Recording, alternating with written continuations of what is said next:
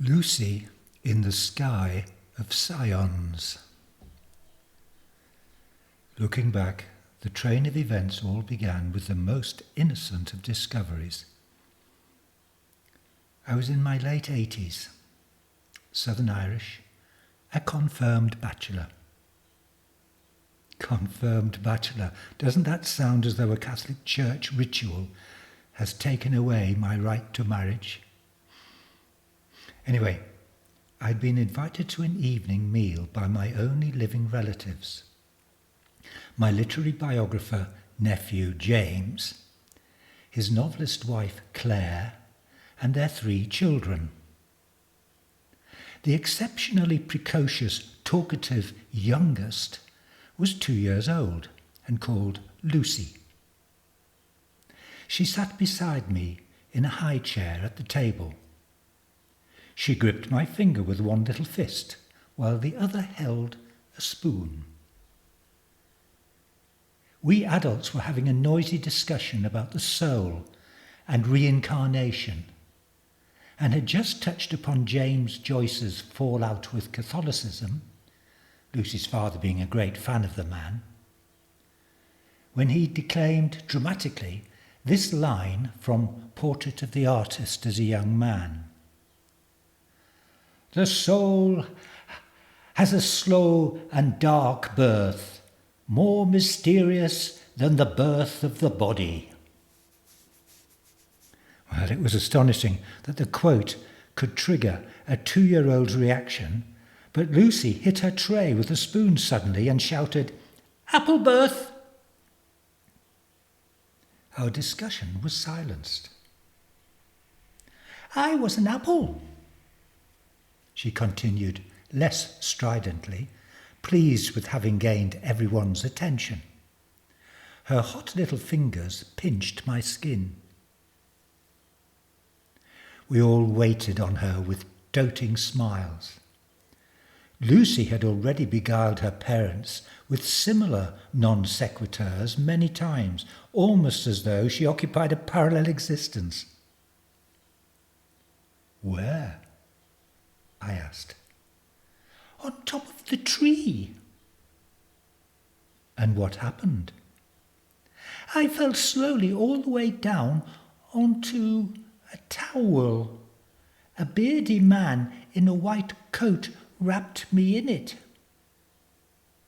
She then returned to eating the pureed apple in her bowl and ignored us.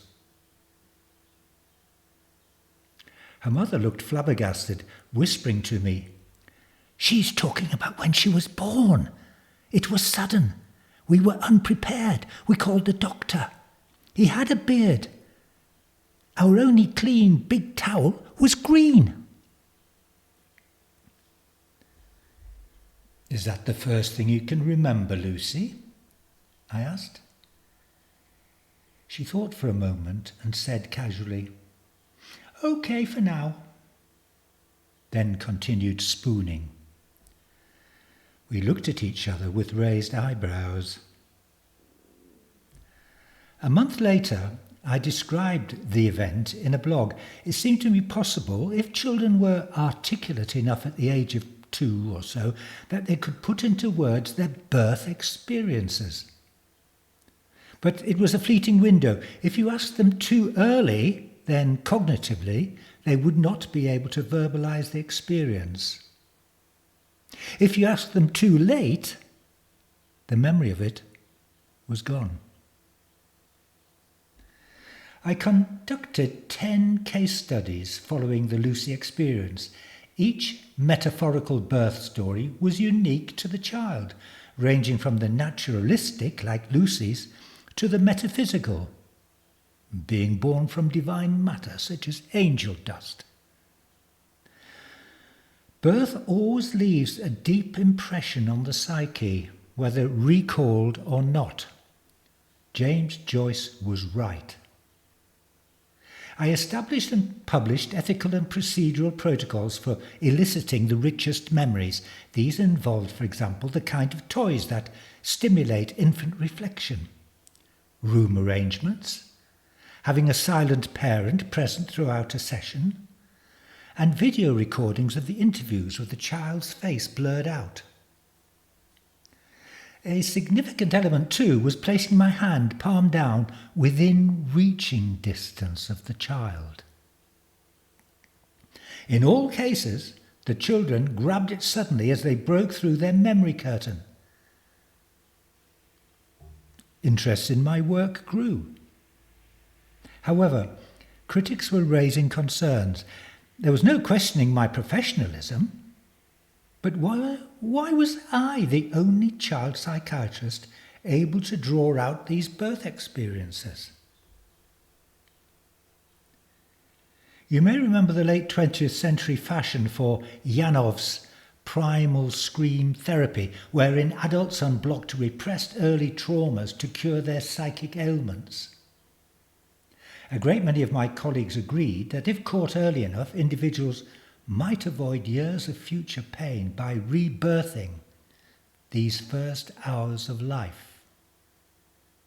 But the accepted approach was to use hypnosis and drugs to do this. Anyway, I gathered data and published a paper on the subject entitled Born Anew, Infant Regression. I suppose in hindsight it was inevitable that my clinic had to fend off loony fringe parents who felt their children were possessed, or had special powers, or were somehow inhabiting the wrong bodies, or were speaking in foreign tongues. They were all seeking some form of psychic exorcism. By August each year I needed a break. I owned a small stone cottage in Inishuar, one of the Aran Islands, and went there to walk, fish and write poetry as an antidote to my professional work. There was no phone line or internet coverage. It was here that the bizarre heart of my story took place. After 2 weeks of solitude, James's family arrived for a short 4-day break. Claire told me that Lucy, in particular, had been really excited to be visiting her great-uncle Podrick again. She'd kept saying that she was going to take him on a special trip. Claire laughed, saying Lucy was a real oddball.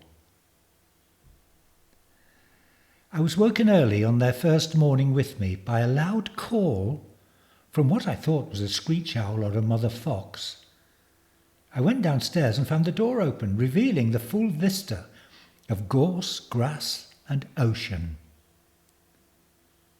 On the doorstep sat Lucy, staring away across the bay in her one-piece pink sleep suit. I stared around, looking for James or Claire. There was no one. I lifted her up, perplexed, and took her inside. She seemed utterly unfazed. She had not soiled herself, wore no nappy, and went obediently to the toilet on my suggestion. But all the while she never spoke, despite my gentle inquiries regarding how she came to be outside. With a glass of milk clutched in her 2 small hands, we sat silently together on the sofa in my living room. Her large blue eyes viewed me with a steady gaze. I'm not talking until she does, I thought to myself. I waited, still silent. Finally, with a sigh, she gave me back the glass and lay against the cushions, lids closed. Her eyes began rolling under them as if she was in REM sleep. Then they slowly opened again, and she reached out her hand. "Uncle Podrick, take my hand." She sounded much older than 2, I thought, obeying. The instant I touched her, I left my body. First I saw Lucy's apple tree, the bearded doctor, and the green towel. It was very brief, as though I'd switched on the TV for a new episode of a box set. and it was giving me a quick resume of what had gone before. Then the vision gave way to a vast whirling ocean of pure consciousness, a sort of infinite energy pool, trillions of shards of which were constantly detaching from it to incarnate briefly as living physical entities before returning to be part of it again. The vision dimmed and went momentarily blank. There followed a scene which I knew to be the story of my own birth. In deep primeval mud, something wriggled to the surface. It was like an amphibious egg, transparent, with its nucleus visible. It rolled across the surface and onto dry land, where my mother and father lay side by side on the grass. They cupped their hands and took the egg between them. When they opened them, I lay revealed, balanced on their palms, newly born and naked. I returned to consciousness. Lucy was smiling most angelically. That was the birth dream you had when you were little. We all have them. They help you get started in your new life. But I saw much, much more. I sighed, feeling somewhat bereaved that the vision had left me. Uncle Podrick, Lucy said firmly, don't be sad. It's still there, always, waiting for you to go back.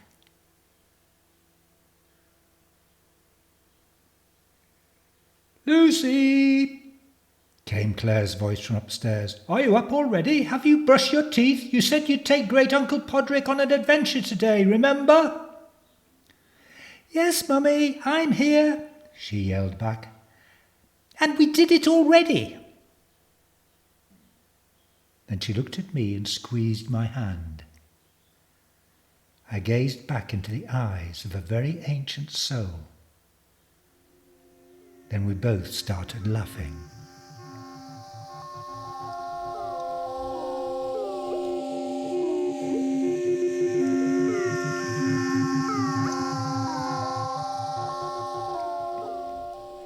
So, that was Lucy in the Sky of Scions. I hope you found it arresting. There are a number of short stories on my channel which explore the sandwich made from the filling of life between two slices of the unknowing. Please seek them out. You might try R.I.P. for starters, in which a newly deceased discovers her fate. Meanwhile, if you like reading as well as listening to stories, then you can go to my website, which is www.jacksanger.com, and there you'll find novels, plays and short stories, and even some poetry and non-fiction. You can download for free or make a donation. It's entirely up to you. So in the meantime, until the next story, stay well, go in peace. Bye-bye. Bye-bye.